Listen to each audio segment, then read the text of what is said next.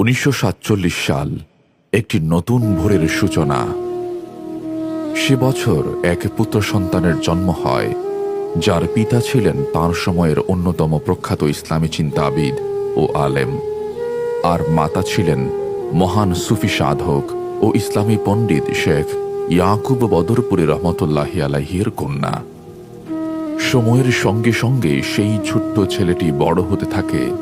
কেউই জানত না একদিন সেই শিশুই পরিণত হবে এমন এক বিশাল বৃক্ষে, যার ছায়ায় আশ্রয় নেবে হাজারো এতিম, বিধবা ও অসহায় মানুষ।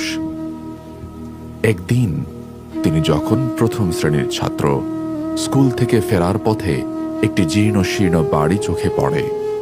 সেখানে বাস করতেন এক অসহায় বিধবা নারী। সেই দৃশ্য দেখে তাঁর চোখ অশ্রু সজল হয়ে ওঠে। তিনি বাড়ি ফিরে মায়ের কাছে গিয়ে সেই বিধবার জন্য একটি নতুন ঘর নির্মাণের উদ্দেশ্যে টাকা চান। সেদিন থেকেই শুরু। এরপর আর পেছনে ফিরে তাকাতে হয়নি। তিনি নিজেকে সম্পূর্ণভাবে দান, খয়রাত ও শিক্ষার কাজে নিয়োজিত করেন। তার শিক্ষা জীবন ছিল অত্যন্ত উজ্জ্বল।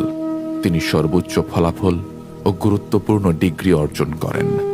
ব্যক্তি জীবনে তিনি সবসময় নীরব ও বিনয়ী থেকেছেন।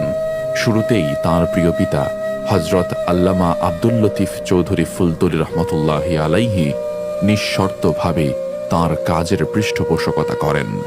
ধীরে ধীরে বাংলাদেশ ও প্রবাসের বহু দানশীল মানুষ এই মহৎ উদ্যোগে যুক্ত হন। 2022 সালে তিনি লতিফি হ্যান্ডস নামক একটি দাতব্য সংস্থা প্রতিষ্ঠা করেন।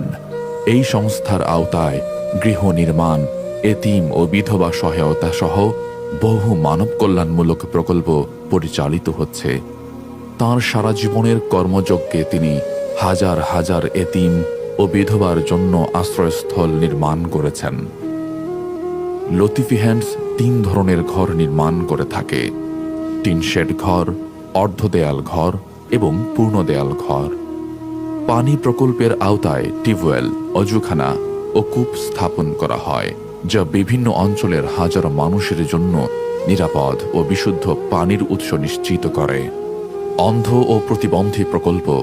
এই প্রকল্পের আওতায় 200-এরও বেশি উপকারভোগী প্রতি মাসে নগদ সহায়তা ও প্রয়োজনীয় উপকরণ পেয়ে থাকেন।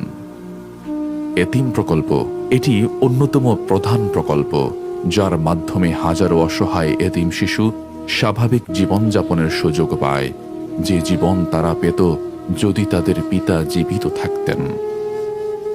1972 সালে হযরত আল্লামা আব্দুল লতিফ চৌধুরী ফুলতলী রহমতুল্লাহি আলাইহি কর্তৃক প্রতিষ্ঠিত লতিফিয়া এতিমখানায় বর্তমানে 1,500-এরও বেশি এতিম শিশু বসবাস করছে।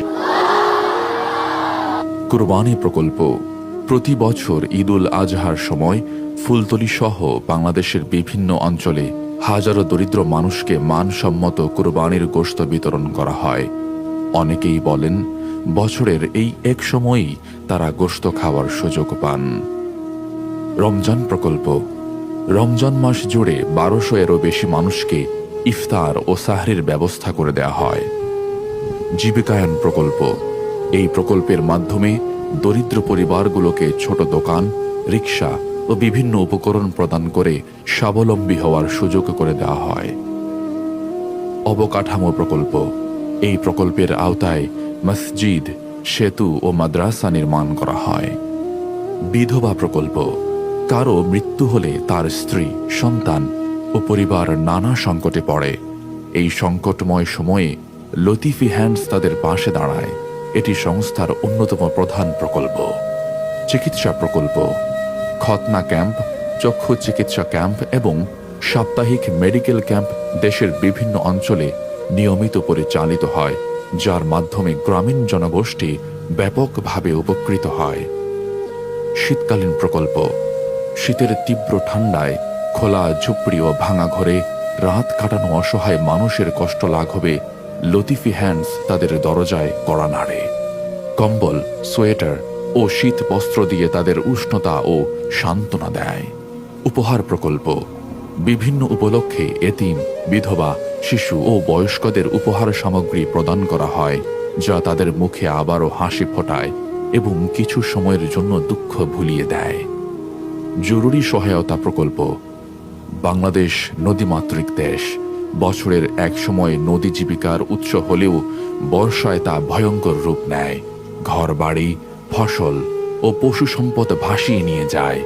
এমন দুর্যোগে লতিফ হ্যান্ডস তাৎক্ষণিকভাবে উদ্ধার ও সহায়তায় এগিয়ে আসে।